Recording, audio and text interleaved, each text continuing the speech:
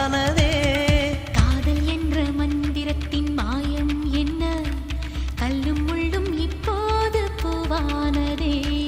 வானவில்லின் துண்டொன்று மண்ணில் வந்து யாருக்கும் சொல்லாமல் பெண்ணானதே.